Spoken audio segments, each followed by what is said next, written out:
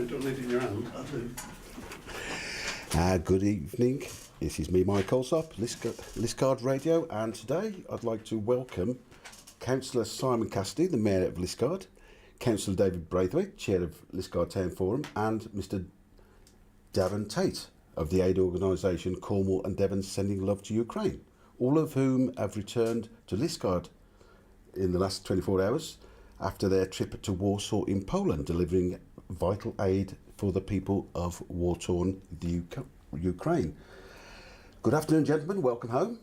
Afternoon. Thank you very much. Okay, so how was the journey? Long. Long.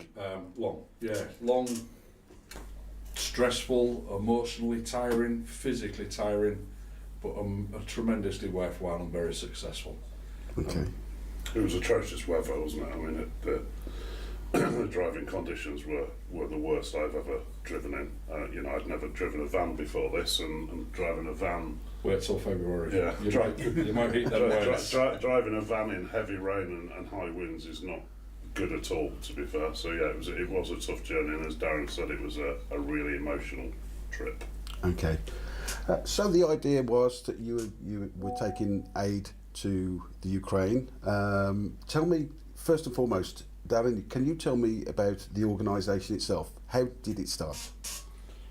Yeah, it started back in February, March time, 18 months ago. So I was sat at home for my daughter's 16th birthday. We had family from all over the country come to join us to celebrate her birthday, and we turned the news on, and we saw the scenes of young women, young children, young men fleeing from terrorist acts all over Ukraine and pouring across the Polish border. And something just snapped inside. I don't know why, I can't explain it, but I just got the urge to do something. It's not something I've done before, and people say, what made you do it? I can't explain what it was. So I had a chat with my good lady wife when everyone had gone home. I said, listen, this is bothering me. I need to do something. So can you have a look in the diary, see when there's a gap in the work schedule for me to do it? She said, well, 5 days time, you can have 5 days off. So, right, so we sat down, we worked the logistics out and said, yeah, that's doable. So she said, well, have a sleep, think about it, and we'll do something tomorrow.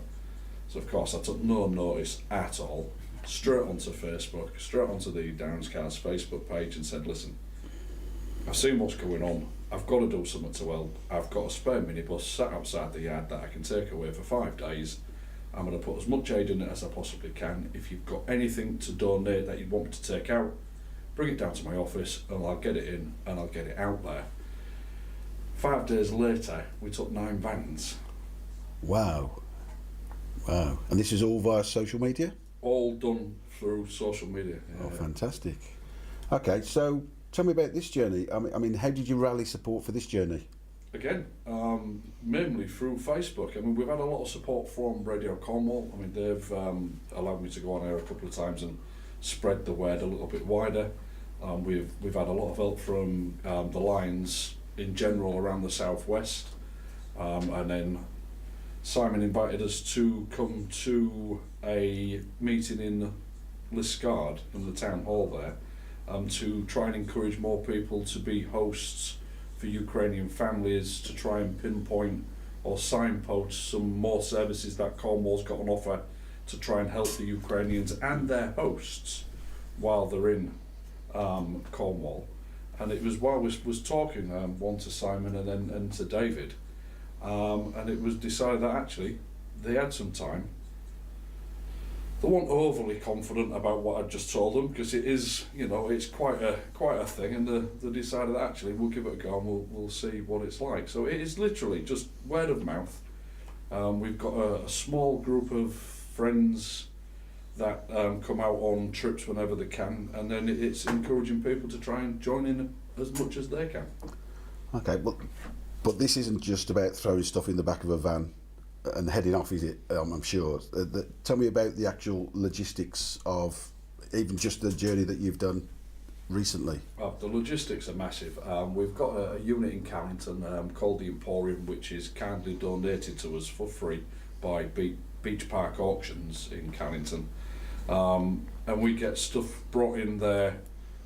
Most days we've got a team of volunteers that work tirelessly in the Emporium. They sort through everything. As you can imagine, not everything that's donated is of a quality that we can send out, unfortunately. So they go through it. Some of it goes to be washed and cleaned if it can be used. They then get it all packed, it all gets weighed, it all gets stacked in the areas of the Emporium where we know where it is, so it's ready to get put into the vans. And then on loading day, they stand there with a piece of paper and a pen, and everything gets logged that goes out into the vans, so that we can send that sheet across to Warsaw. So before we even get there, they know what's in our vans, and that's already allocated to different towns and places in Ukraine before we even get there. Wow. So it's a massive logistical sort of machine. But it's well organised.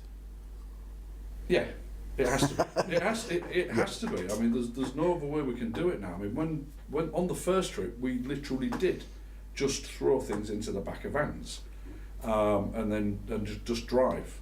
But as things have gone on, Arena gets lists of requirements that is needed in an orphanage, in a hospital. We're getting requests from hospitals the size of Derriford, with things that they can't get: hospital beds, wheelchairs, crutches, medical equipment. I'm a small taxi company in Cannington, yet we're managing to fill it, which is amazing, and it's all coming from donations from South East Cornwall, Greater Cornwall, everywhere in Cornwall, and Devon as well. And it's just, we get phone calls, we've got a bed, would you like it? And it's a medical bed.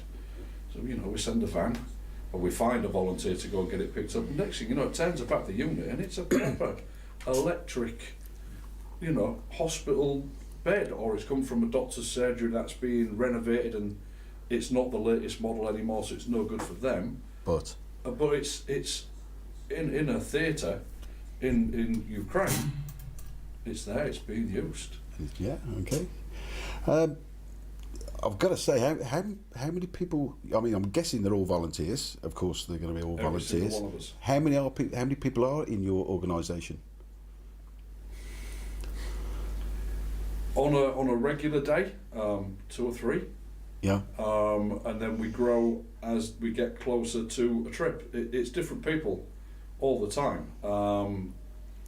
In the unit, in the volunteers, we've got a rota. I think there's about 9 people on the rota, and then the drivers for vehicles change on a regular basis. So it's actually quite a small group of people. So this is once a question I was going to come up with, but if people in the future would like to get involved with this and become volunteers locally, Yep. I'm sure that you're going to accept them gladly. Absolutely. We're always desperate for more volunteers, whether it be helping in the Emporium, whether it be driving a van, but it comes at a cost. Yeah. It's not just because it is all voluntary. We try and get as much funds in as we can to try and help with the costs, but then it's not just volunteering, it's being able to fund the trip as well, which is quite difficult. Yeah, that's something I'm going to come on very shortly. So if anybody does want to become a volunteer, how would they get in touch with you? There's 2 or 3 ways. They can either email us through the website, which is sendinglovetoUkraine.org. They can find us on Facebook, Cornwall and Devon Sending Love to Ukraine, or they can phone Darren's Car's taxi office on 01579 556 141, leave a message, and then I'll phone them back. Okay, that's great. This must take quite a bit out of your day. I'm regularly in trouble with the office. Okay. They've said I'm spending, they've accused me of being semi-retired because I spend more time on sending love to Ukraine than I do on doing what I should be doing for my day job, yeah. But then, yeah. Okay. So I'll turn to you, Simon, David. I've heard a little bit of it, but how did you get brought into this adventure? Well, I mean, ultimately, as Darren said, you know, I actually met Darren for the first time at a Cornwall Twinning Association event. I do apologise. That's all right. And Darren came to talk to them about the work that his organisation was doing, and we'd already been in discussion with Kopachinci in Ukraine about possibly twinning, and that was a link that we talked about, and Darren explained what he did, and I thought, yeah, maybe we could raise some money to pay for some medical equipment or something to send out there, and I thought, actually, why don't we do something ourselves? Why don't we help him more physically? So, you know, I had a conversation with Darren. He explained the pros and cons and the pitfalls of actually going on the journey, and we did it, and we went. So we got a van. We hired a van, Dave and I. Obviously, we had to pay for it ourselves out of our own pocket. We had to pay for our own fuel. I will say we got a small donation from the Liskeard Lions and from Liskeard Scouts, which was welcome. But ultimately, we've probably spent over £1,500, close to £2,000 between us just to get a van there. Now, you could argue that depends what the cost of what's inside the van is, but that what's inside the van is priceless to the people of Ukraine. Yeah. So for an outlay of our own, it's worth it, you know. And Darren. He just, you know, I don't do anything special. I just do this. Darren's an absolute inspiration to me. He is a hero. Someone called me a hero last night for doing what I do, and I said I'm not a hero, but I do know a lot of heroes, and I've met a lot of heroes on this journey. Darren gives his heart and soul to it, and he encourages and supports the people who go. He looks after them, he shepherds them. He always tells us he's not our leader, but he is our leader, and we love him very much. It's an experience and a half to do it, but it's a necessary experience, and I would encourage anyone who's got any time, as Darren said, whether that be volunteering at the Emporium, helping pack stuff, whether that be anyone who's got stuff to send, you know, stuff like knitted clothes or warm clothes and stuff, toiletries, everything and anything. I mean, not Darren so much warm clothes at the minute. We've got quite a mountain of warm clothes we need to go through at the minute. So yeah. So it's not quite touch base with Darren and see where you can help, really. See what's required. Yeah, absolutely. Yeah. David, can I just quickly? Sorry, Cornwall Twinning Association. They was absolutely wonderful. I went down there, did the talk with them, and showed them a medical bag that we've been trying to raise funds for sending more medical bags out, and it's an amazing piece of kit. It's got a neck cord on it, it's got a respirator in it, it's got all the things you need for an emergency situation out anywhere really, under £160 each. And I was talking to them at the meeting, and we managed to raise 7 medical bags from that one meeting with the Cornwall Twinning Association. Wow. So from me and from all the people that them medical bags have saved, Cornwall Twinning Association, thank you very much. Wow, big one. David, anything you'd like to add? Well, I certainly would. When I first met Darren, which was at the town hall, when we invited with a morning, Sunday morning, we'd meet some Ukrainian residents that were living in Cornwall. Meeting Darren and his team, the explanation they gave me of why they're doing what they're doing just spurred me on. It got me blood coursing through my veins, which doesn't happen very often these days. It got it coursing through my veins. And I would like to pay real tribute to Darren and his team. And Darren himself, as the Mayor has just said, he is the inspiration. Every sinew of Darren's body is this project. He is the project, and we really salute him. It's good, it's just well run, well organised, and overly, the people that were on the trip that we just come back from, they were absolutely good eggs. They've got their heart in the right place, and that is because Darren set the standard that high that people want to give. If you give from your heart, you actually enjoy what you're doing, and when you come back, it's even harder to come back. And we go on to what we've seen with them. Well played to Darren and his team. Which day did you actually go? So long ago now, I'm so tired. It was early Sunday morning. Early Sunday morning. And how many vehicles were in the convoy? 6. 6. Yeah, so 3 o'clock Sunday morning we set off. We got to Dover 9 o'clock. 9 o'clock. Got onto the 10 o'clock ferry, 11 o'clock ferry. Yeah.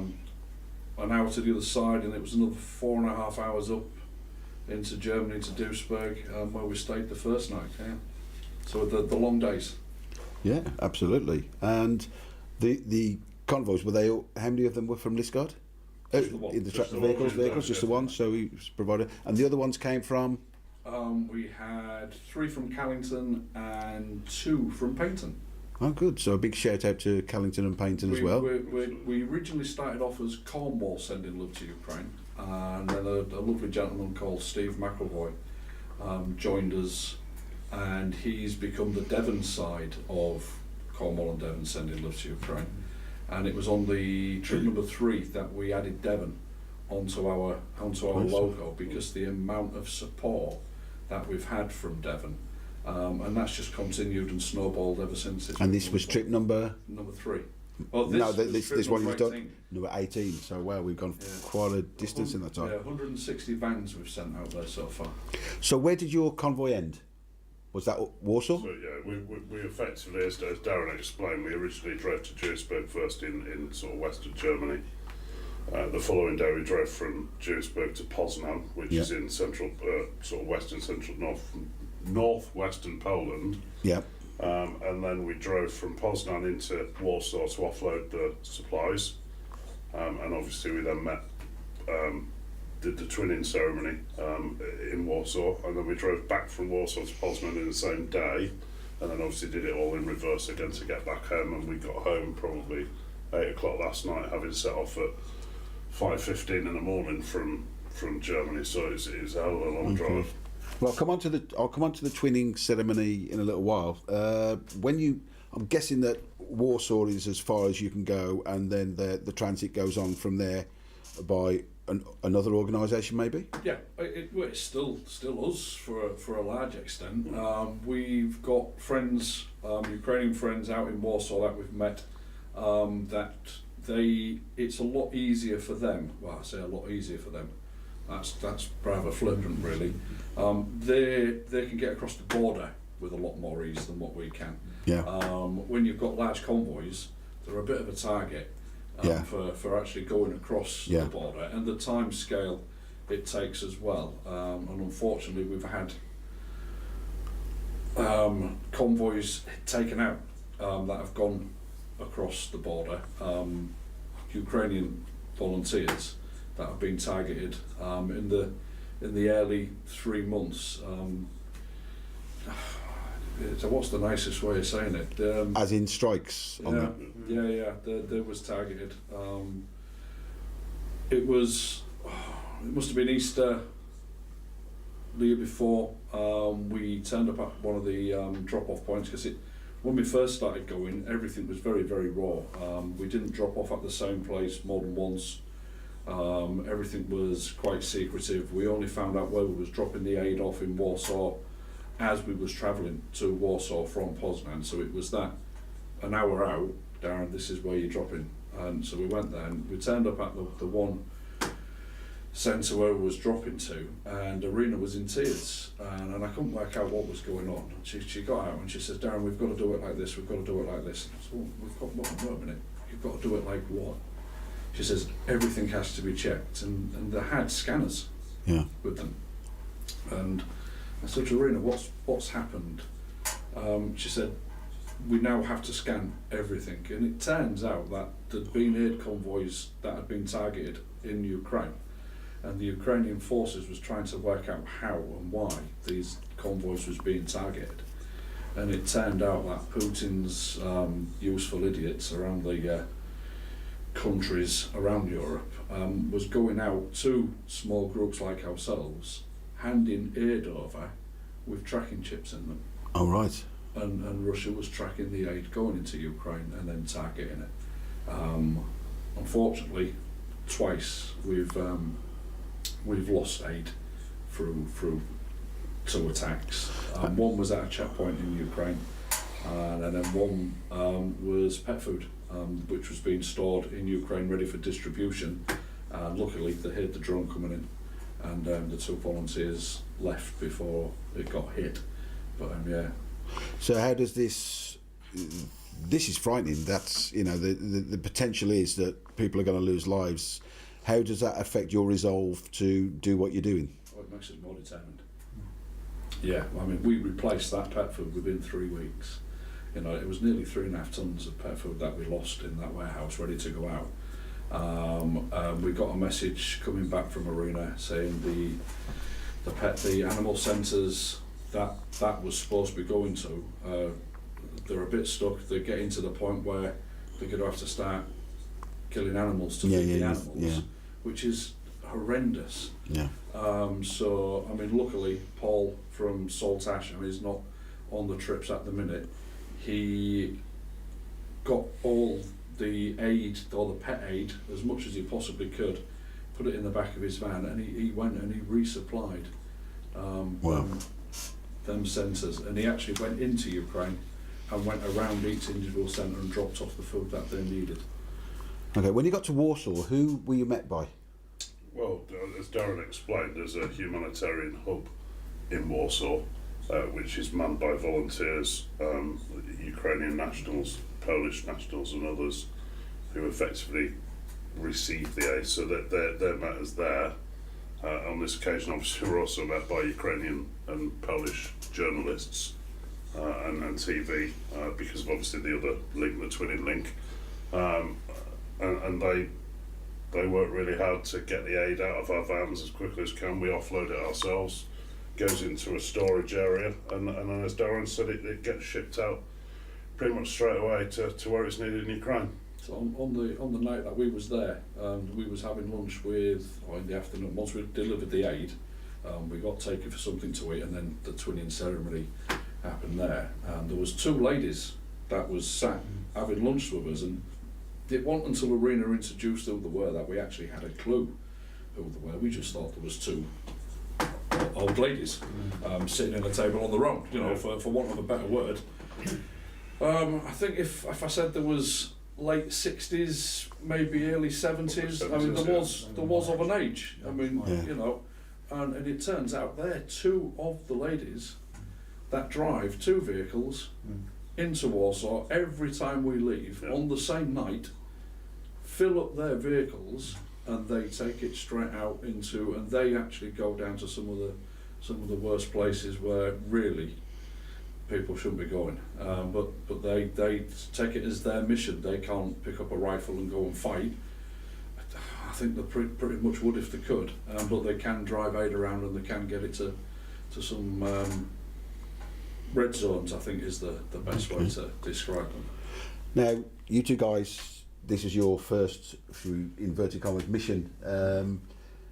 What was the feeling of how you were received when you actually got to Warsaw? How was you? Well, absolutely, it was mind blowing, to be quite honest with you.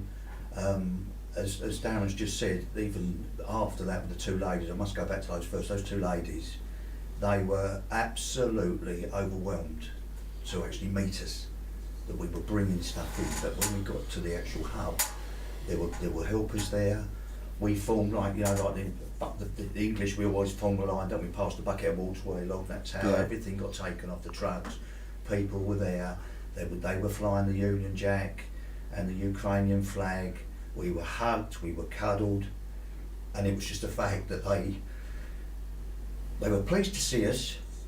It would take them one thing, they would have been happy, because they felt that they had a voice and they were being looked after.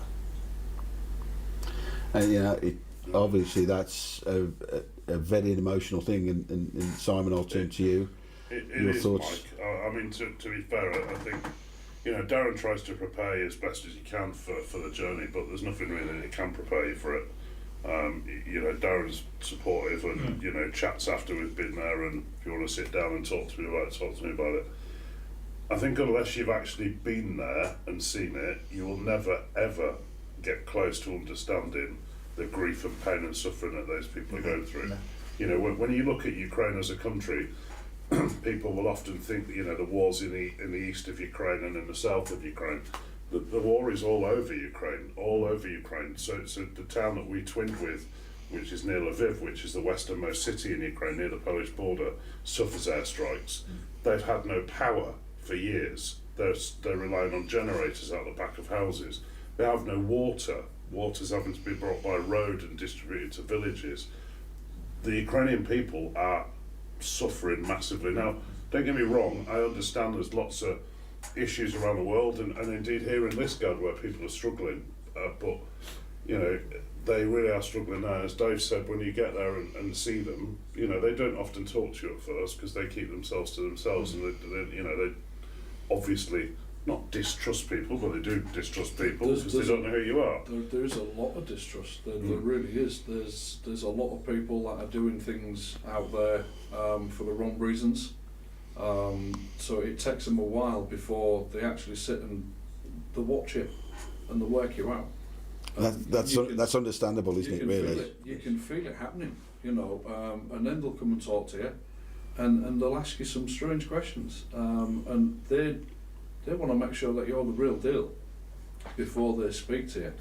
I mean, when we've brought refugees out, some of the stories that we've heard, that there's people inside the train stations or inside the underground stations, inside the refugee camps, again have been put there by the Russian forces, going around and saying to them, when the Westerners come and pick you up, you're going to be put into the sex slave industry, you're going to be sold, and your organs are going to be farmed.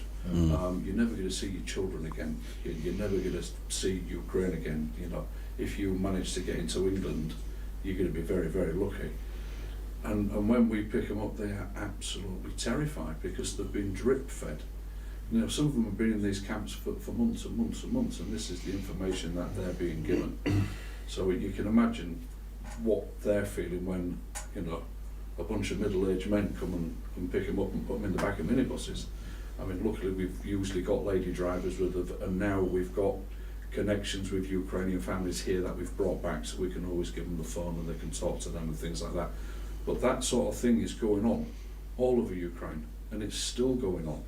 You know, don't trust the Westerners, and it's just propaganda being fed all the time. So when we do turn up, you know, it gives us a chance to show that we're decent people, but please don't get me wrong, what they are being told happens does happen. You know, there is criminal gangs out there that are taking advantage. You know, it is an active war zone, and in an active war zone the law and order tends to drop down a bit, and they're taking their opportunity. So there is thousands of Ukrainian families that are missing, that have left Ukraine into Poland and registered in a refugee centre, and that's the last anyone's heard of them. So it is happening, and it's so the more we can encourage people in our county and across the country to open their homes up and be hosts, so that we can get more and more of these people out of refugee centres and into safe warm homes. It is massive. We need to do that more. Again, and how would anybody that's listening now get to be able to do that? So Cornwall Council obviously are in charge of that within Cornwall. So if people go onto Cornwall Council's website and look at Ukraine or housing Ukrainian people, there's a huge waiting list. As Darren said, there's thousands of people waiting to come across. They are supported by the UK government, and people offering space for them or rooms for them are supported by government and Cornwall Council in doing that. But yeah, ultimately Cornwall Council would be the first point of contact. You know, if people in Liskeard were to be interested in that, if they give me a shout, I can certainly put them in touch with the right people. Okay, that's fine. I'm just very aware that we've, especially through our website and that we've advertised we're here today, there's probably a lot of people that are listening in from around the country as well. Absolutely. Especially on the Devon side. If you are on the Devon side, West Devon Borough Council in Tavistock, they've been absolutely amazing at hosting refugee families. I mean, for me personally, over the last 6 weeks they've managed to host 3 families, and then if you are further afield, get in touch with your local council. Every council in the UK has got a dedicated team there just to help find hosts for Ukrainian families, and there's pots of money there, there's support there, so please, if you've got a room and you've got the time, because it will take time, you will need to give a little bit of yourself to them. to help them to take their kids to school, to get them on their feet, and it says it's a 6 months process, but once you've met them, they'll become a part of your life and a part of your family, and you'll have lifelong family members that you never thought you had before. Yeah. Okay. Simon, people that you met there, you probably going to have met people that have suffered while you're over there. Do you want to tell us anything about the people that you've met? It's difficult. I mean, I wouldn't want to name names because of the risk to those people, but I think ultimately meeting Irina, as you've already mentioned, which is okay, so Irina heads up the team in Warsaw. Meeting her, meeting a mum, and meeting her volunteers is tough, to be fair. It's heartbreaking, to be honest with you. You know, when, as Darren said, when they start to trust you and they tell you their story, they tell you what's happened to them, they tell you what's happened to their friends and family, they're really struggling, and it hurts. You know, maybe not straight away. I mean, I found myself having to, when we were doing the unloading, and I was listening to all the ladies, to have to go around the other side of the van to cry, because I didn't want to appear as though I was crying, you know, at them as such. You know, you just kept it yourself, you kept it private, you wanted to show a strong face, and here we are doing this, and we're cool, and that sort of thing. But it tore you up inside, and it really, really hurts. And as David has just demonstrated, you know, now we're back in the UK, when people say to me, what was it like, how did it go, I struggle to hold back the tears, I really do, because it is so difficult to explain the suffering that those people are going through, but at the same time, to understand the resilience that they've got, the fighting spirit that they've got. And I mean, ultimately, you know, we look at Ukraine, and as I said a minute ago, you sort of say, well, Ukraine's fighting the Russian invader, so Russia's obviously invaded Ukraine. But Russia isn't going to stop with Ukraine. It didn't stop with Georgia, it hasn't stopped with Belarus. Russia wants to recapture all the previous countries that it used to have. It wants to go back to the days of the USSR. Yeah. Poland is next on its list, perhaps. Yeah. And that worries the Polish people. We met Polish people, and they're scared to their lives that this is going to come to them. So ultimately, the Ukrainian fighters are not fighting Ukraine's battle, they're fighting the West's battle. They're fighting for our freedom as much as they're fighting for their own. Yeah, and I think when you start to hear those stories and listen to what people are going through, you tend to understand. So when, you know, yes, the West is sending military equipment and stuff, but they're not, you know, it's not enough. It's not enough. We need to do more. And I think that the difficulty is with it, Mike, and without going on political, is simply that, you know, the West will not equip Ukraine with long-range weapons because they're fearful that if Ukraine strikes at a target within Russia, Russia will react against the West because we provide them a weapon. I just think now's the time. The West needs to take a stand. You know, we never intervened when Crimea was invaded. We never intervened when Georgia was invaded and South Ossetia. We only started intervening or getting involved in the last year or so. You know, prior to that, we weren't getting involved. We need to get involved. Ukraine is a country in Europe. It's the second biggest country in Europe, after Russia, of course. And they're fighting for our lives as much as their own. So people really do need to get involved. And even if that's simply by sending a knitted scarf, or helping at the Emporium, or volunteering to drive a van, or volunteering to support aid agencies in Ukraine, every single thing counts. They're so grateful and so thankful. And as David said, you know, you drove all the way from Cornwall, they know how far you've come, they know how much effort you've put in, and for them to say, you know, if you turned up with a sandwich, we'd be eternally grateful and we'd love you forever, because you've brought us something.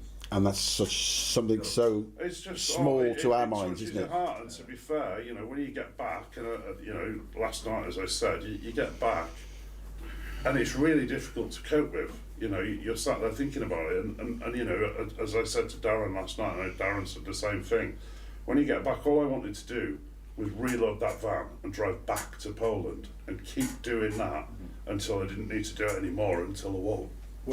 Until it was over. Sorry. But when you sat being thanked by the great and good of Warsaw, because it wasn't just the Ukrainian people that came to thank us. The chair of the Warsaw Chamber of Commerce, he also came to Marriott Hotel and to thank us for what we was doing. and he said it's not surprising that the British people, and he mentioned that, you know, Devon and Cornwall specifically, and he said, because I remember the Second World War. I remember the way the UK, the Southwest, looked after the Polish aeroplane pilots. And he said, so I'm not surprised that the people of the Southwest have opened their hearts again and started looking after the Ukrainians. And when you sat in a room and listening to words like that, it's difficult to take. 30 seconds later, after that, so you're already, you know, things are spinning in your head already. I've got Irina showing me the latest video that her brother has just sent her from Kiev, and this is while we was sat having a meal in safety, of him on his balcony in his tower block in the middle of Kiev, filming the missiles coming in. And I said to Irina, well, why is he there? You know, surely there's a bomb shelter he can be in. You know, what's he doing? I mean, bearing in mind, Arthur, he gets a lot of the aid that we send to Warsaw. He then, it gets transported to Arthur in Kiev, and then he sends it out with his volunteers. And the answer came back from Irina. She said, it upsets my mum every time, she says. But the simple fact is, he lives on the 15th floor. And the air raid siren goes off 10, 20 times a day.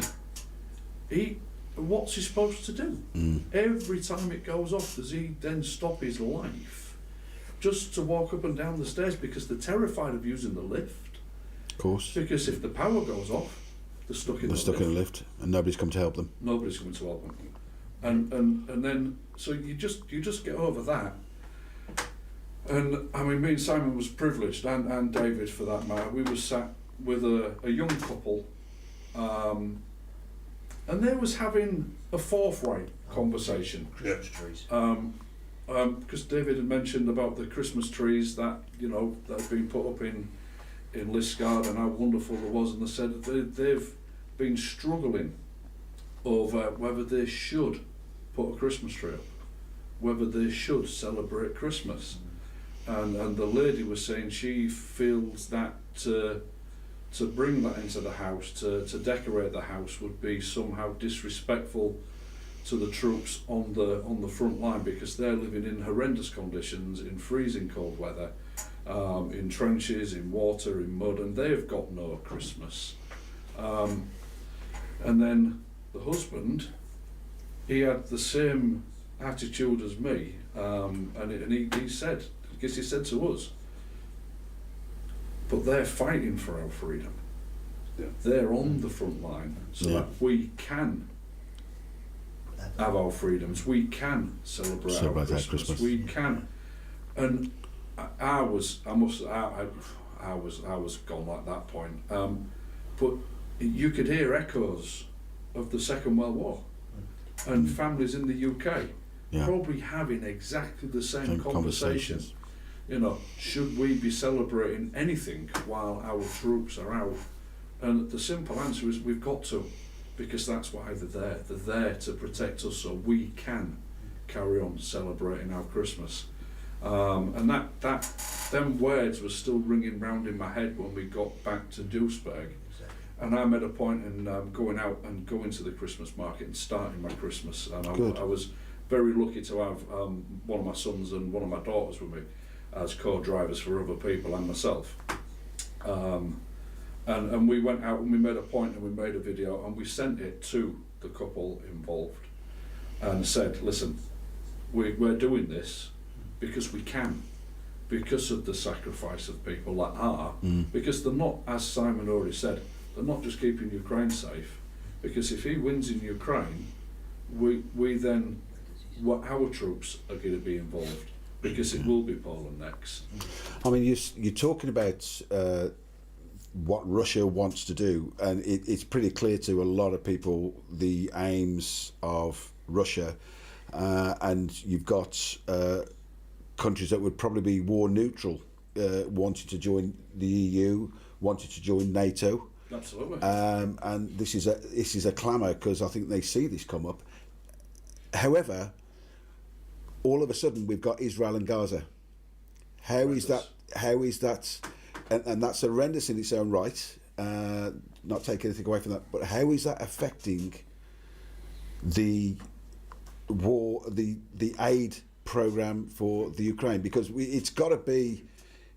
You look at the news, and I think Ukraine drops down the list. It does, and that's Totally. the point. So the point is that yes, what's happening in Gaza and Israel is awful, and you know, people are suffering, whether it be Israeli or Palestinian. It's but it has wiped it's another Ukraine act off of the terrorism. map some way You know, Yes. and disappeared. The difference is, though, what's happening in Palestine and Israel is horrendous. It is terrorism on both sides.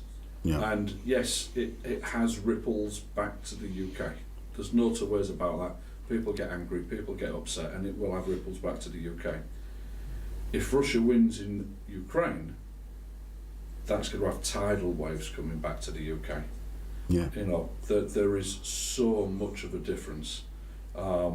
It's still human suffering, and it's still heartbreaking, and it's still, you know, it shouldn't be happening, and it shouldn't be allowed. That also shouldn't have been allowed to happen, because that's something that's been, we've all watched it over years, haven't we? And it was never ever going to end well, was it? It was never going to end well. I mean, you can't steal other people's land, and you can't fire missiles into other people's country without eventually something happening. But a terrorist attack on that scale is just unbelievable. But I think the mentality with Russia is that all the countries that were in the USSR are theirs And to that's- take back. You only need to listen to his speech. It was while we was out there, actually, wasn't it? I think it was the day we left. His State of the Union, for whatever want of a better thing, and he was saying he doesn't understand why people in Ukraine are fighting against the Russian forces, because they are Russian, and he believes that. He just believes that they are Russian. And I'm sure propaganda will make it that the people in Russia believe that people in Absolutely. Ukraine are Russian too. Absolutely. However, again, when you sat listening to what's going on in Ukraine, and it's something that doesn't get mentioned on the news, but the systematic rape of Ukrainian women and men for not giving up their Ukrainian passports in occupied territories and not accepting Russian passports is happening every day. They're forced to hand over their Ukrainian documents, and if they don't, if they're lucky, they get shot straight away. If they're not lucky, they get abused in front of their husband, and then the husband gets shot. They get abused in front of their mother, and then the mother gets shot. And then they get taken away into somewhere in Russia. It just... And the children as well, so the children have been taken into Russia and rehomed in Russia. You know, Kidnapped, taken away from kidnapped. Yeah. Kidnapped, you know, they've sat there and have watched the parents be murdered. I mean, sexually abused, raped is the word, and then murdered, and then taken away. You can't imagine the mental trauma, the damage that on it just, and that's what they're fighting against. When people say, you know, why don't the Ukrainians just give up? Because there'd be instantly life saved. But would they? It just wouldn't. It wouldn't. It wouldn't, would it? It'd just be a different form of torture. You know, if you find rape acceptable as a price to pay for people's lives being saved, carry on fighting. I would guess Ukrainian soldiers will become Russian soldiers, and for the next front they want to breach. No, they will keep fighting till the... I mean, if they give in, if they gave in. So I get your point, yeah. So obviously, if Ukraine became part of Russia, then yes, but ultimately the strength of feeling that the Ukrainians have got, they will never give up, and you know, you often hear in war films and stuff, you know, fight until the last bullet and save it for yourself. That's what the Ukrainians are actually doing. And they are saving it themselves. That became really apparent when we was having a conversation with the mayor of Kopachinski, and there was some Ukrainians with us, and Bogdan was speaking in Ukrainian, and there was people in the room that couldn't understand why the Ukrainians weren't speaking back to Bogdan. But you could see they was uncomfortable, and you could see they wasn't willing to speak to Bogdan. And I know from personal experience, the reason why is because they've come from a part of Ukraine where it's only Russian speaking. Okay. And they've never learned to speak Ukrainian. They're learning now. Yeah. Because they are so ashamed that the only language they can speak is Russian. And they was not going to speak to Bogdan in Russian. And it was heartbreaking. And I know when I guess I got asked by a gentleman, Darren, why aren't they talking to him? You know, he's a mayor in Ukraine, and these Ukrainians aren't speaking to him. And when I explained the horror on his face, the emotion, and that's how much it means to them. They will not stop fighting. They really won't. I mean, we've sent, unfortunately, families back. We've brought them out, and then they've seen what else has been going on, and they've come back to fight. It's heartbreaking. A message from you guys to the people of Liskeard? I think ultimately, as we pointed out, you know, there's a lot of cries on people donating things in town for various things, but you know, we would like to join the next convoy. We would like to not have to pay for our van and fuel, etc. And it'd be useful if any local businesses that have vans would be willing to loan vans. We can get the drivers to drive them to Poland and back, help with fuel and that sort of thing. But at the same time, you know, pay attention, search on the news for what's happening in Ukraine, realise it's still going on, and do something about it if you can. You know, like Darren said, there's lots and lots of things you can do to get involved in this organisation. Even if you can spare 1 hour a month, Darren will find you something to do that'll be useful to the organisation. So for me, it's about getting involved and realising that the conflict's still going on. You know, I won't, you know, it was a different way we got involved as such with the twinning conversation, which I'm sure you'll go on to in a minute, but just get involved.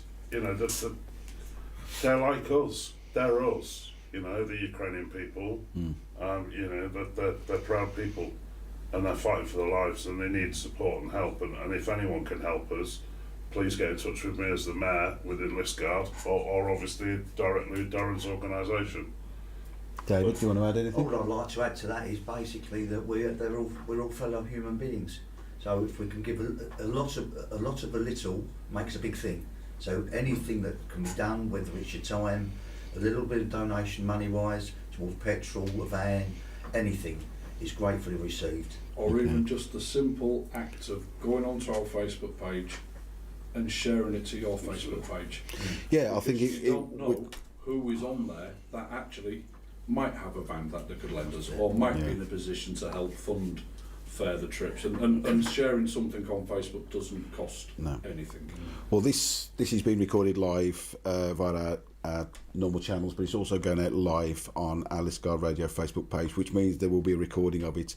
Lovely. So please, if you want to go on there and share it to whoever you want to share it to, and vice versa, and give us links to yours, then that'd be the way. And I'd ask people to look at it, and we're probably going to be here for about an hour, I'm sure, but it's well worth listening in, taking the time to listen in, and people who are listening in now, I hope this is making them think a little bit about what's going on. Yeah, we're open to talk to people. I mean, we've travelled the length and breadth of Cornwall, and we've travelled the length and breadth of Devon to go to different organisations. I mean, Lions clubs, Rotary clubs, twinning associations, Age UK, town councils. If there's an organisation that wants to speak to us, that wants to learn more about what we do, how we do it, how they can get involved, or even just want to know anything about what we do, get in touch. Yeah. We will find one of our volunteers, either myself or Andy and Emma,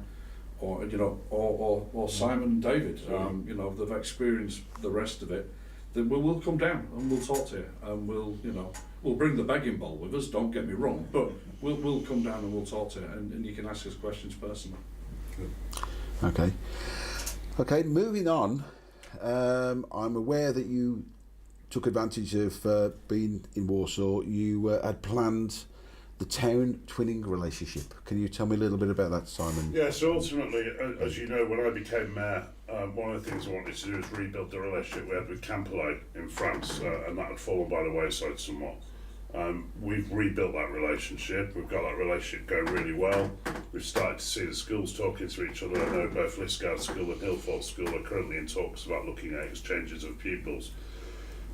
One of the guys that helped us with the reinvigoration of that is Simon Pascoe, whose auntie is a Cornwall councillor here in Liskeard, Jane, who many people know.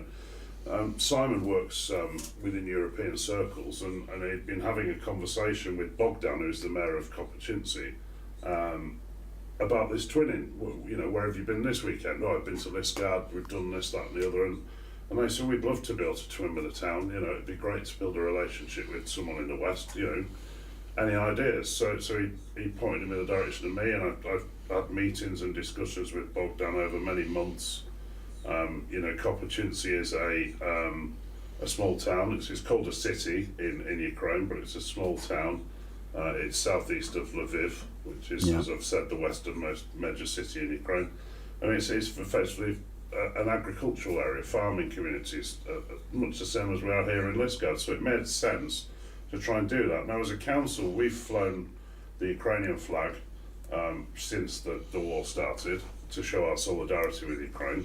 We've had to take it down a few times because we've had a problem with one of our flagpoles, but we're getting there, you know. Get another flagpole. We're in the process of getting another flagpole, but I'd rather pay for you to send a van somewhere to get a flagpole. But so we had lots of discussions around it, and to be honest, it was our way, in a way, of sort of supporting Ukraine and highlighting what's happening in Ukraine. This was before I met Darren, and that was the way we were going to do it. So ultimately, when Darren mentioned this trip and we wanted to get involved, we thought, why not? Let's take the opportunity of trying to see whether we could meet Bogdan, who's the mayor, in Warsaw, because he quite often comes across the border. He works with the Council of Europe and works with the EU between Ukraine. Yeah. So it was arranged for us when we were in Warsaw, in the very short time we're in Warsaw, to meet up. The Marriott Hotel in Warsaw gave us a room and food free of charge for obviously what the organisation do. And we met Bogdan, and the official signing ceremony was held there. Previously, we were just going to send them the certificate and they sign it and send it back, and it's just a right old pain in the bottom, especially, you know, if you think about sending mail to an active war zone's never easy at the best of times. No. So it just made sense to do it that way, and to be fair, I think it was the right thing to do. It gives it more meaning, doesn't it? Oh, it did, and it allowed Bogdan to meet the Ukrainian people that were working hard for the country, to meet people like Darren and the people like us involved in the run, but then also to be able to thank those Polish volunteers who help support Ukraine and others. So I've not had anything to do with the twinning side of it. I mean, that was something that was totally off my radar. However, sat with Bogdan, filming the ceremony, seeing what it meant for the people of Kopachinci to be twinned whilst they are at war with a town in Cornwall, England. It meant so much to them. It meant so much that actually we're not being forgotten. There is people thinking about us all the time, and the benefits it's going to have for both areas, it is going to be absolutely huge. I mean, we've now got the opportunity for Cornish students to learn Ukrainian through the twinning. We've also got the benefits of Ukrainian children being able to learn English through the twinning, because we've got to remember that there's no teachers left in Ukraine to a large extent because they're fighting. Yeah. You know, the teachers, as a rule, are young age people, aren't they? I mean, they get older as they go along, like we all do. But they're fighting on the front. So, and that's one of the things that came very much apparent when Bogdan's wife was saying how important it is to to find more teachers that can teach English. So if there's anybody out there that is good with speaking Ukrainian, and I've got a few hours a week to actually spend teaching Ukrainian children over the internet in Ukraine a little bit more English, get in touch with Simon. He will be very happy with that. The benefits to the farming community, the farmers of Ukraine eventually are going to get back to farming. I mean, the sooner the better, because we need their produce, as we've seen not just in the UK but around the world. Yeah. How did we let the breadbasket of Europe become like what it's become? I mean, Yeah. it's just horrendous. You just don't do it. But they're also interested in talking to our farmers locally to learn how to grow different products, grow new crops, and then there's probably a wealth of knowledge out in Ukraine because of the amount of crops that they grow, that our farmers could take advantage of, and that's the sort of relationships that the two towns twinning is going to produce. And I dare say Liskeard could do with a lot more tourism. I know Callington could. And we're now on the map in Ukraine, the second biggest country in Europe. Yeah. And they're eager. They really are, because of what's happening, because of the support that they've been getting from the UK. They want to come and see where this support's coming from. So it was a small piece of paper. Actually, it was quite a nice piece of paper, wasn't it? That got signed. It was, whoever did that and organised that was absolutely wonderful. And it was symbolic, but the benefits, as well as them knowing that we all care and that, there's people thinking about them, the financial benefits, if done properly, if people buy into it and they actually do what can be done, could be massive for Liskeard and the greater, southeast Cornwall. It could be huge. The most important thing out of all of this, though, is that they actually feel that they are valued by somebody, Absolutely. and they are still being kept as a part. That there is going to be like a big hug, because they are feeling part and wanted by somebody. Just back to what Simon said, while I was there, she said, and this was Bogdan's wife as well, she saw what was coming out of them vans and she was overwhelmed with the amount of toys, the amount of Christmas presents, the amount of Christmas chocolates, the amount of bears that have been knitted by nanas all over the two counties. You can see them sitting there knitting these wonderful, wonderful teddies. And there was tears coming down the face looking at the stuff that was coming out. And then, you've got the medical side of it, the hospital beds, the body bags. Not a pleasant thing to be taken out there. And it's something we struggle with to start off with, but we take body bags out on most trips now. If the last act that we can do for somebody is give them a little bit of dignity in death, then yeah. But she did say, as well as Arena, the fact that you are bringing is the big thing. Yeah. Even if you just came with one van, with one piece of equipment in it, the fact that you're out there and you're caring, you're still thinking about us, means more to them than anything else. And then, signing an official piece of paper to say, we care. Yeah. Which is what it is. The twinning is we care about your town, we want to learn more about you. Is a huge thing. It's totally priceless. I mean, the thing is, you'd be surprised that there's only a handful of towns in the UK that are twinned with towns in Ukraine. There aren't that many at all. We're probably less than 5 are twinned with Ukraine, and I think I know people say they're trying to fight a war and that they don't really want to. They've got better things to do than twin with another town, but that's not true.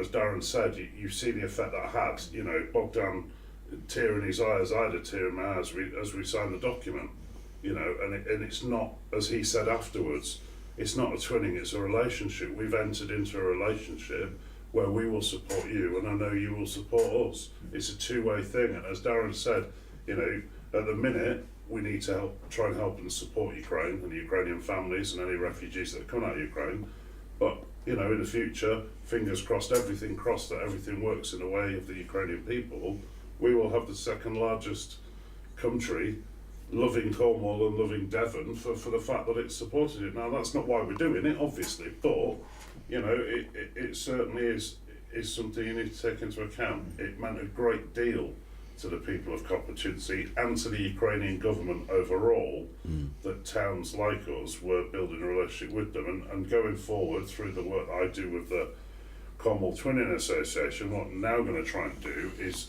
those other towns and villages in southeast Cornwall, to get them to twin with villages and towns within the Kopachinsi area. Yeah. So ultimately, as you know, we're twinned. Cornwall is twinned with Brittany. A lot of towns in Brittany.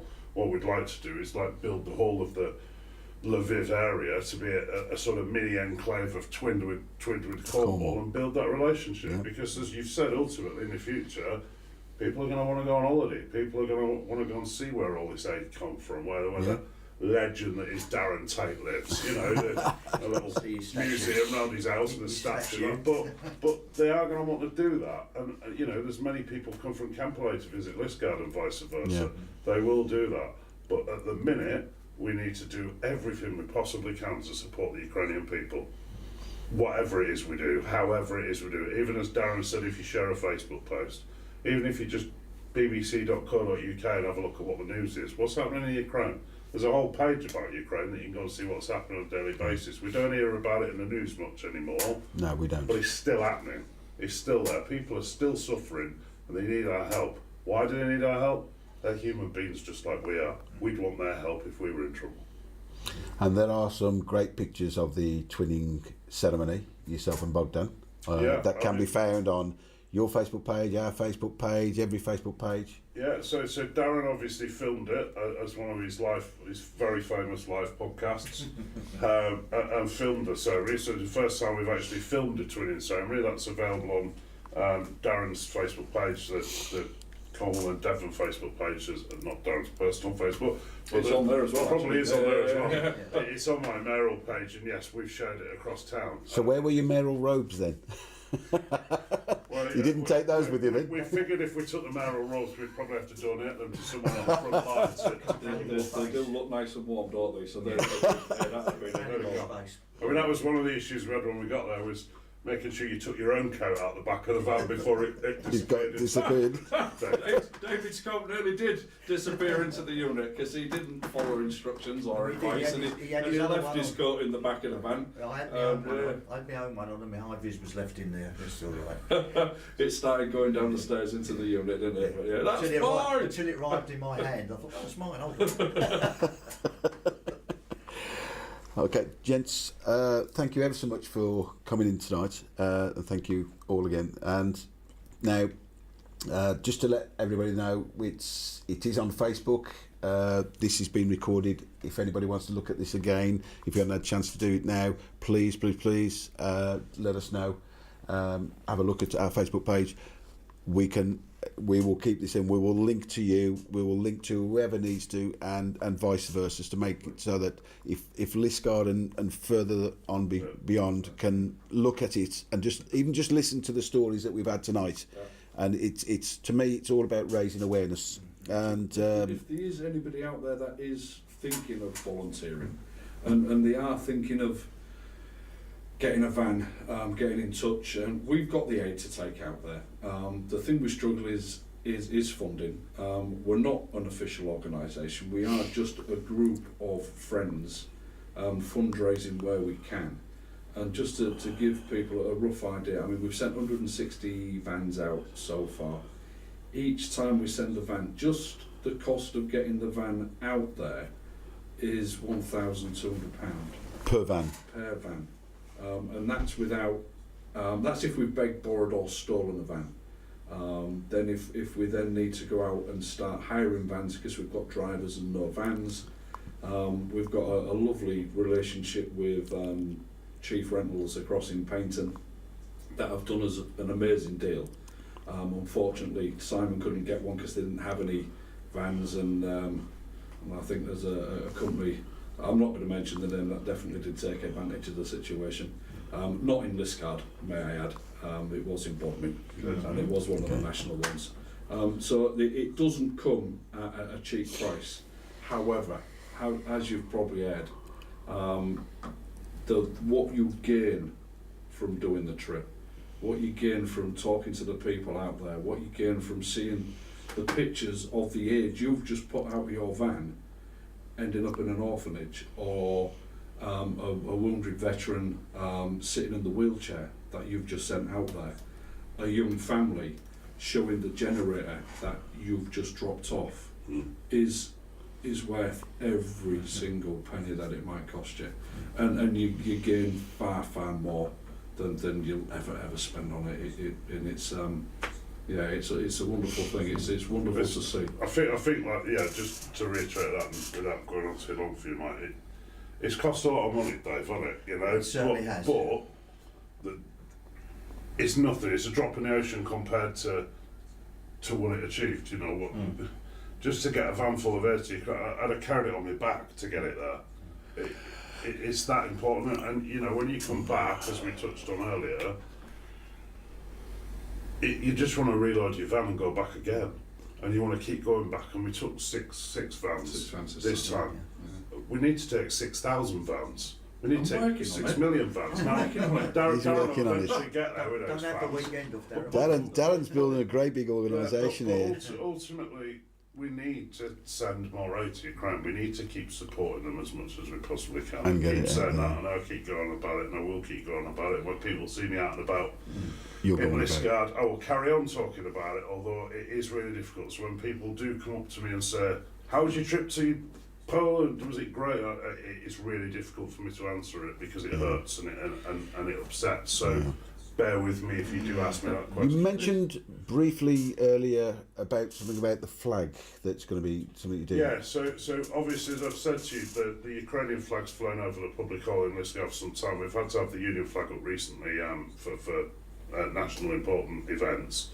Over the Christmas period, the Ukrainian flag will continue to fly over the public hall, but we also did some work during the year which allows us to change the colour of the clock face in the Guildhall clock.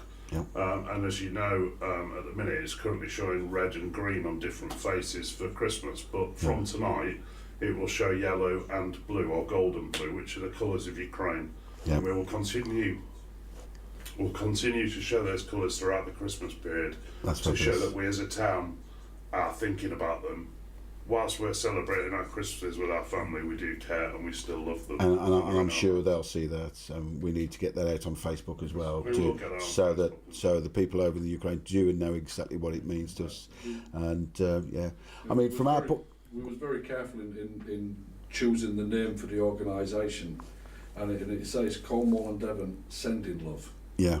And that's exactly what we're trying to do. Yeah. You know, it's just making sure they know that we're out there and caring. I know they're dragging on, and I can drag on for another 5 hours if you want me to, because it is so important. But we there was one little toy. It was about 30 centimetres long, and it was a pink hospital bed for a Barbie. okay. And it had a little table with it, brand new, donated as a gift for a little girl or a little boy or anybody that wants to play with it.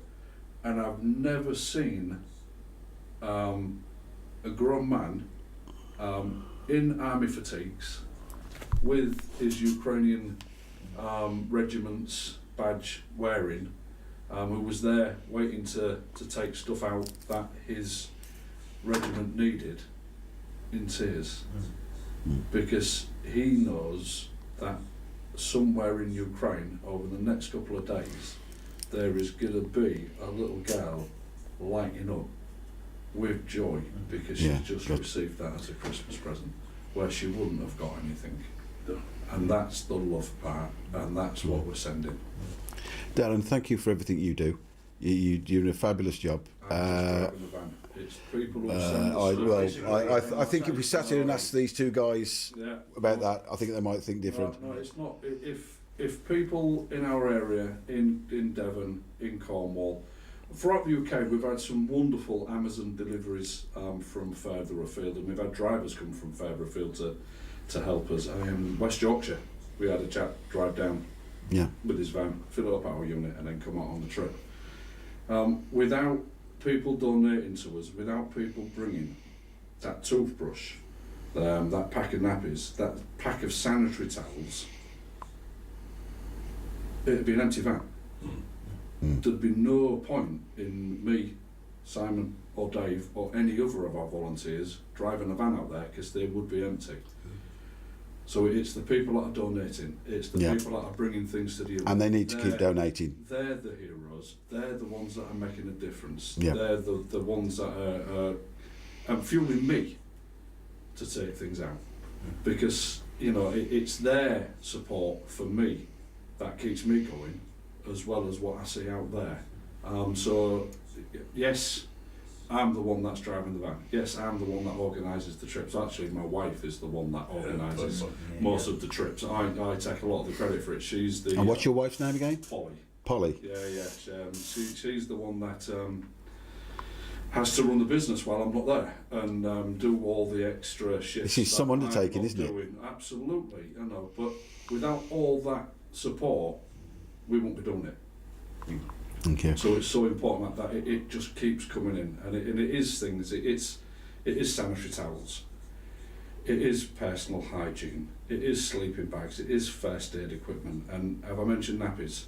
I've got to mention. You can do. Because nappies is something that we just can't get enough of. I mean, the you know, when you're fleeing or you're having to move, there's so many displaced people in Ukraine that are moving from one area to another when it's safe and when it's not safe, and they need nappies, they need sanitary towels, and they need baby food, they need a generator to try and put some water on, they need power banks to charge the phone, and people say, why do people need a phone? You know, the food's more important.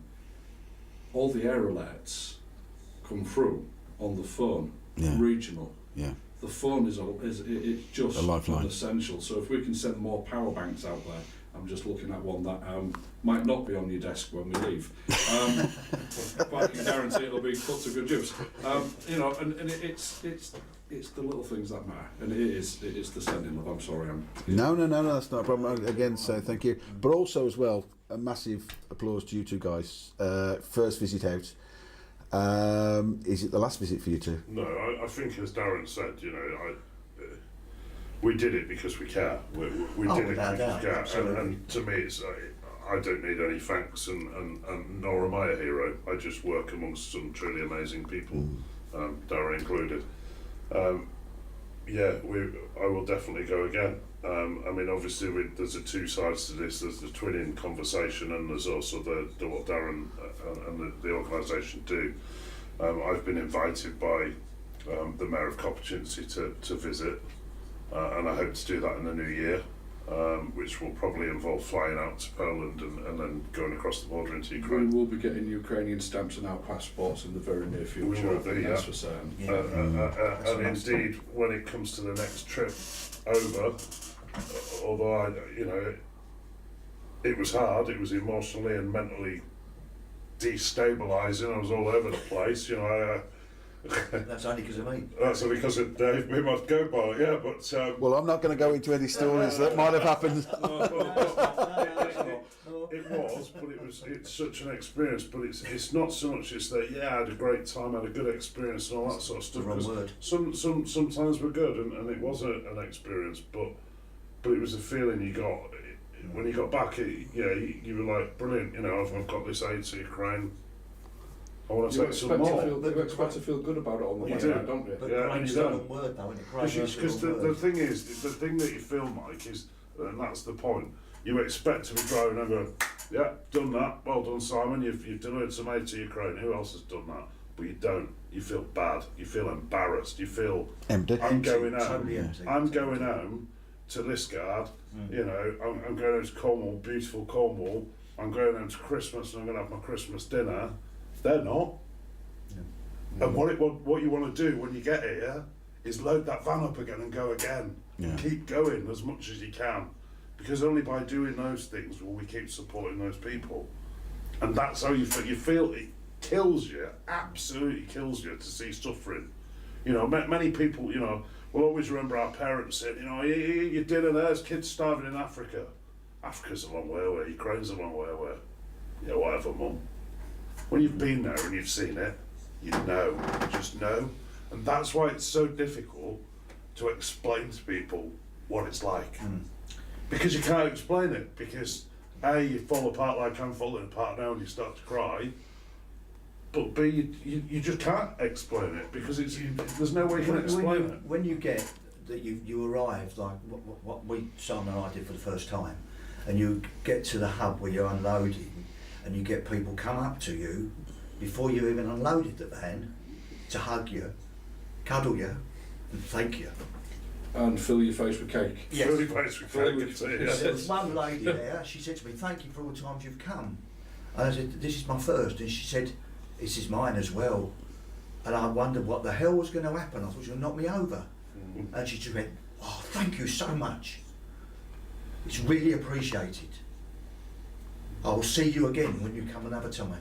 We will go back, yeah. Definitely. It was just, honestly, Mike, you can't, it was just all raw. But the actual love they gave us for just seeing us there. 6 trucks with all that gear on. It's just... And we got a lot of gear in there, didn't we? Yeah, Let's we did. face it. No, we didn't. No, we had a lot of airspace in one. We had a bike, didn't we? We had a bike. Just over a ton in each vehicle there was. Wow, wow. Light-eyed. The next convoy leaves Callington February half term. So we've got a what 6 weeks, 8 weeks to. Yeah. So for us, that's you know, as you said, we need to start getting what you need. So you know, if people do want to donate stuff, speak to the organisation, see what they're short of. It might simply be something you've got 2 of at home. And at the same time, let us know if you're willing to donate vans, money, or help, or want to come. You know, whatever way. Well, I've been given the okay by Mrs. A to join you on a future occasion. Well, we need to find vans. Vans are the main thing. Yeah. I know businesses rely upon vans for their day-to-days. You know, I'm going to drive their van with their company name on it all the way across Europe, or you know, all the way there and back. I'm going to park it in some prominent places in Europe, you know, because I tend to park where I'm not supposed to park. But you know, they will get something out of it. I'm not talking monetary, but they will get something out of it, and surely any business will be proud to be involved. So yes, anyone who's got any vans in Liskeard, I'm going to need a van in February to go to Ukraine, go to Poland to deliver aid to Ukraine. I'm sure there's many other volunteers like yourself, Mike, who'd like to go over there. Will need a van. So any business who's got vans can lend us vans. Can lend us a fuel card. It'd be handy, you know. To go across that'd be Europe. wonderful. It'd be brilliant, because it is a bloody long way, Mike. I have got a couple of messages on here, and the one that's most important is there's no tip button on your stream. Now, I just not sure what that means, a donation button.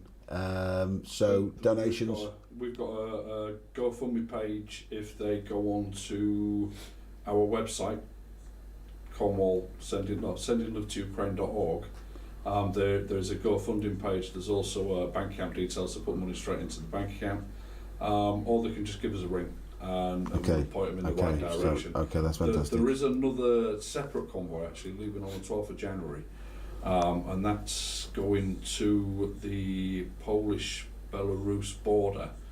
I know it sounds like a strange place to be going, but there's been a lot of refugees from what we class as third world countries. They've been trafficked, for want of a better word, by Russia, through Russia, down to the Polish-Belarusian border, with the hope of pushing thousands of refugees through the border, just to try and destabilise the pact between European countries, to try and put a little bit of niggle between them, to try and destabilise Europe a little bit, and it's part of Putin's great plan.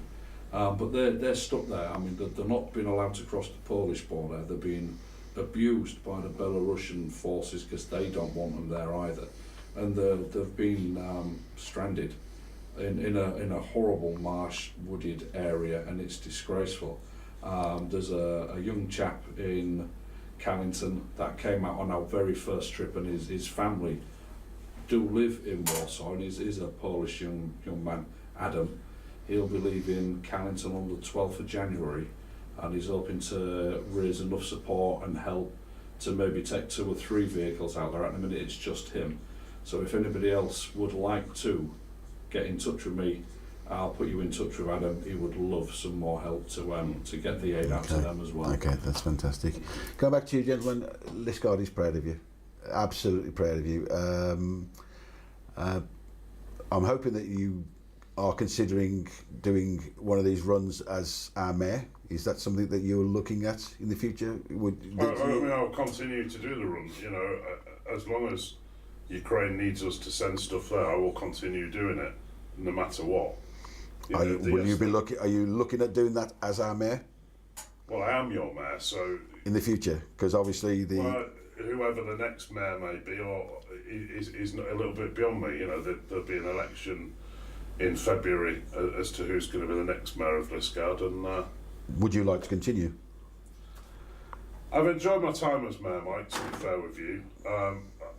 I've tried and worked hard to improve the town and mainly to improve communication between the town and the council. Yeah, I probably would like to continue, but that's not up to me, it's up to the council to decide. And there are other people waiting in the wings that perhaps would like to give it a go. And I'm not going to stand in their way. Ultimately, it's up to the council. The council are elected by the people of Liskeard. Being mayor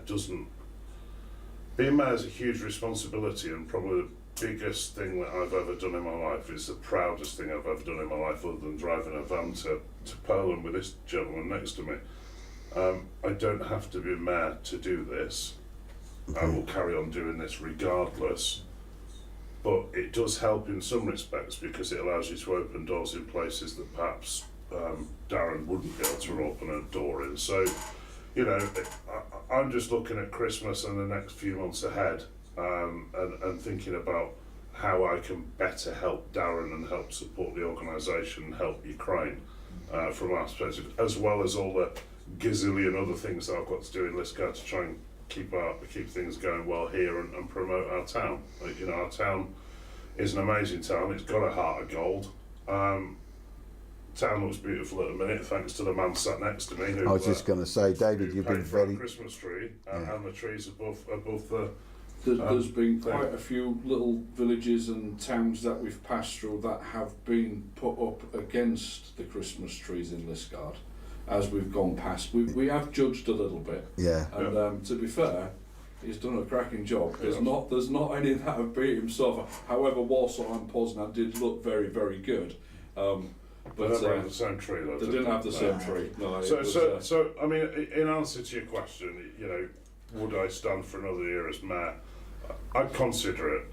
I've enjoyed it and I've loved it, and I hope I've made a difference.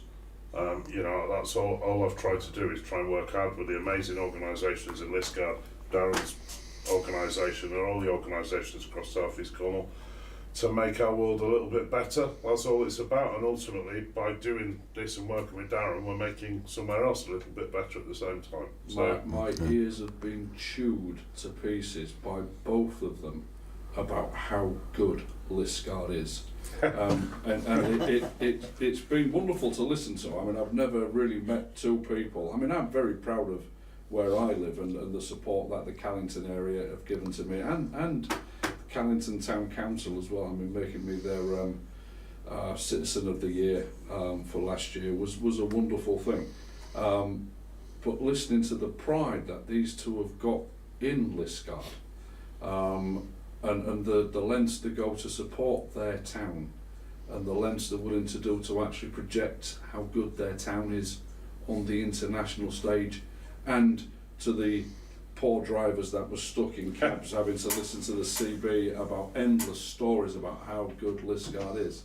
You could see, you could feel, you could hear how much pride both these gentlemen have got in their town, and it was nice to see actually, because there needs to be more pride in our local communities, because we have got a lot to offer, and the more we come together and work together, wow, we can achieve some amazing things. On this question of the trees, Mike, it's not just me. They might have been provided, but there are helpers that put them up. So we have a team, it's called Liskeard Lights Up Team. Yeah. They are all volunteers, and I've got a number of them out of retirement this year. So they have come along. The main lights in the town are provided by the town council. The trees, it's purely the trees. Even in the museum, yeah, even in the new workshed offices, they're all done with new lights, but these were helped. I was helped with the Liskeard lights up. Yeah. Motley crew. How many trees did you sponsor, David? 36. 36. Wow. That's good. And Strong. And why did he do that, David? Because you want your town to look amazing at Christmas, and that's the point. We had to set a standard. That's There were but complaints that's what about it is. last year's tree. We've got a nice tree this year, from a local firm, all done, all put up. So every tree has got a new set of lights on it, and it's been fun. And I'm more than proud. And it's your town. I'm proud of the people that helped me achieve that. And one big shout goes to my other half, Fern, who was the lady who actually dressed all of the little trees. Absolutely. Ready for people to go up. Yeah, So- she did message me earlier on to say she'd be listening in. So. We like petite there. That's one thing that I need to very quickly to thank all the drivers, their partners. Absolutely. Most of them aren't with them. I mean, we've had one driver, unfortunately on this trip, that will be his last trip for quite some time, because he needs to spend time at home now looking after his wife. Yeah. Which is heartbreaking to see such a wonderful family going through what they're going through. But without the support of our families, without the support of our friends, I don't think any of us would be able to do it, because we come back as a quivering mess, and they're the ones that are got to pick us up, brush us down and send us back out there again. Oh, precisely. So, I mean, I know my wife sees it as a bit of a respite for her. I do appreciate that, and fair enough as well. I can understand that.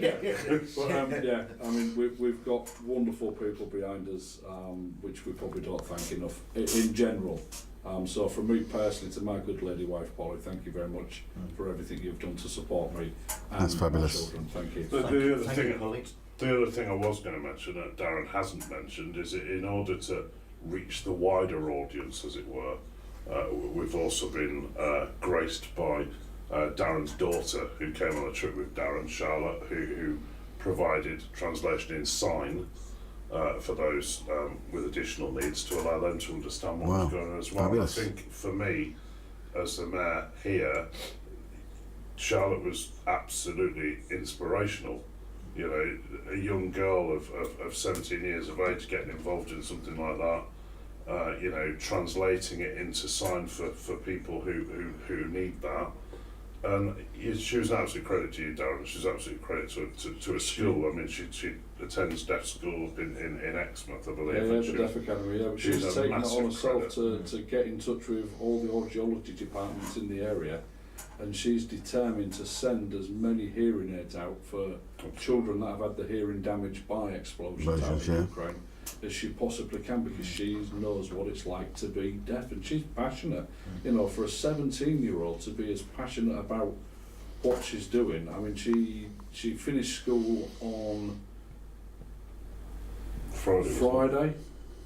She came home, packed a bag, and we left Sunday morning. There was no way was she going to miss it, and she had a little bag of hearing aids that she'd collected from Derriford. So I've got to say thank you very much to Derriford Hospital, Audiology Department, and the physio department as well have also helped us with some much needed physical aids. And she was over the moon. I think she took, was it 35 pairs of hearing aids out this time? That right. Wow. And they'll be going to an audiologist in Ukraine, and they'll be fitted into children's ears within the next 2 weeks. One of the things I want to say on that, though, is it's important that you're talking about a lot of good things about people who are prepared to donate. Yeah. But don't sit at home and think other people are donating. You've got to get involved yourself. You've got to donate yourself. We can because never ever take enough out there. It's never going to be enough, because just the need is there. You know, what does a pack of nappies last? Yeah. We've all had children. I think we've all had children. Yeah. You know, what does a pack of nappies last? What, 2 or 3 days? Yeah. Gone. Yeah. You know, that supply needs to be there constantly. Yeah. It's not coming from big organisations. It's not coming from governments. It's coming from little groups, little individuals like ourselves, like someone just dropping a.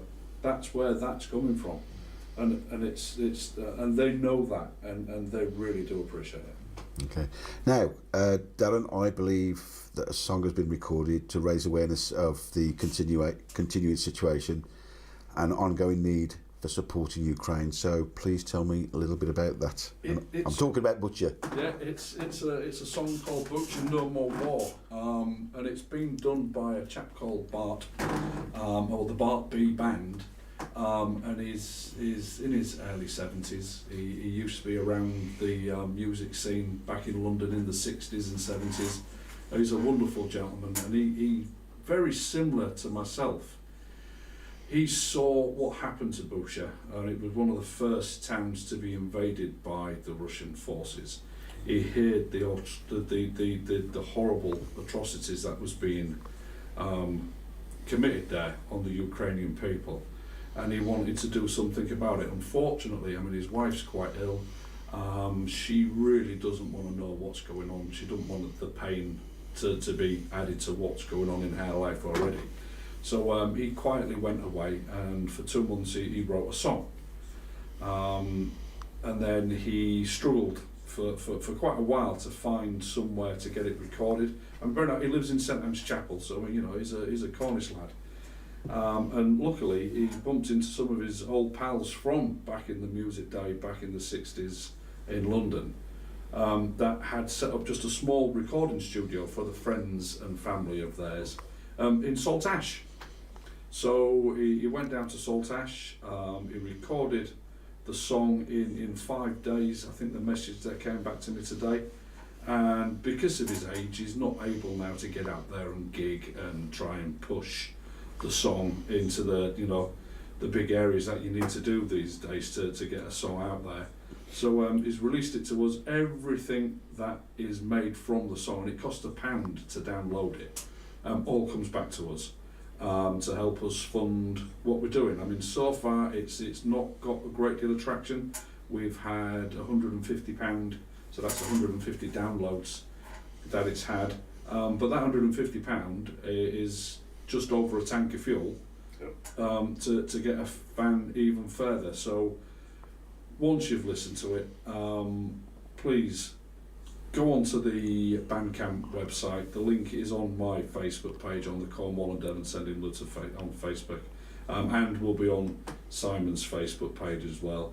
Download it. It costs £1, which is a tiny little thing, and listen to the song.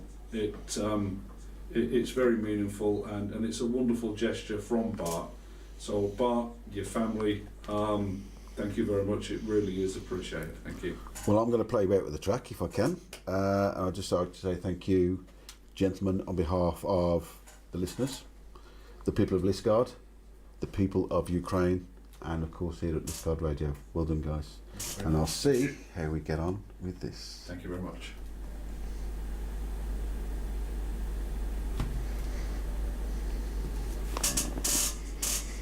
I'll never forget Bucha watching my TV.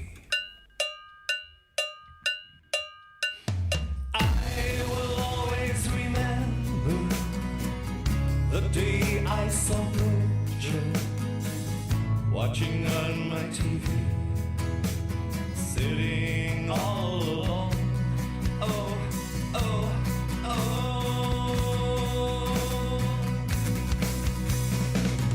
My eyes started streaming. Oh, what am I seeing? This is insanity. The devil's day has come. Parents digging for their children. Ooh, children looking for mommy. Jenny's lost her grandpa. Grandma cries alone.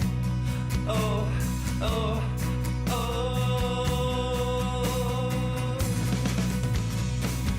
Their home's gone forever. Oh, blown into pieces while the Kremlin sit watching the scores upon their screen. No.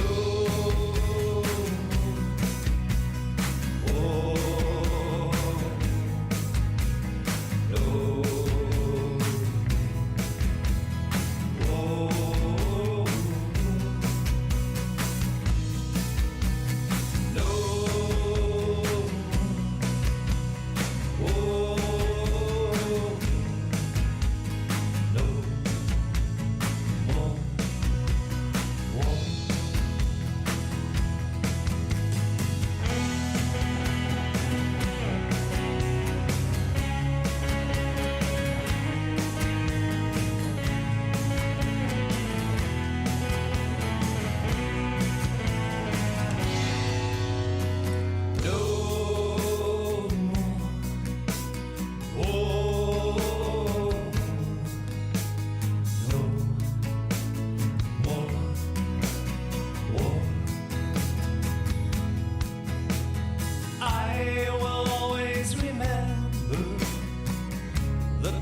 I saw Butcher, I will never forgive them for what they have done.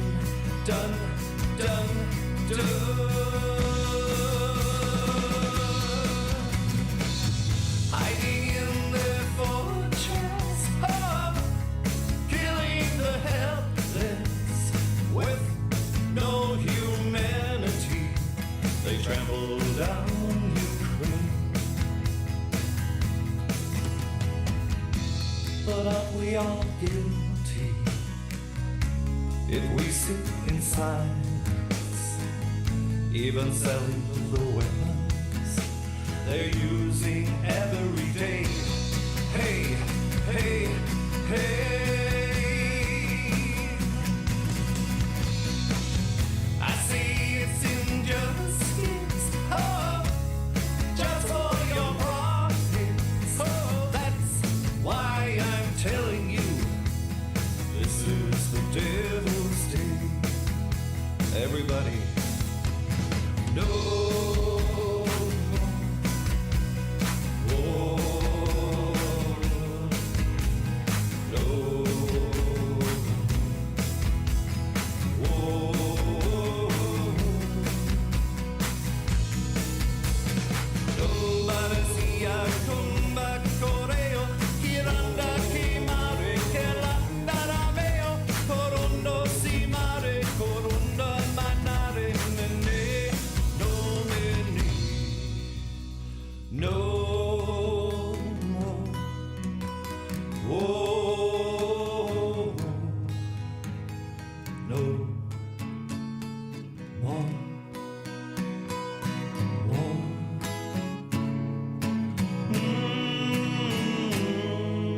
I will never forget watching my TV the day I saw Butcher.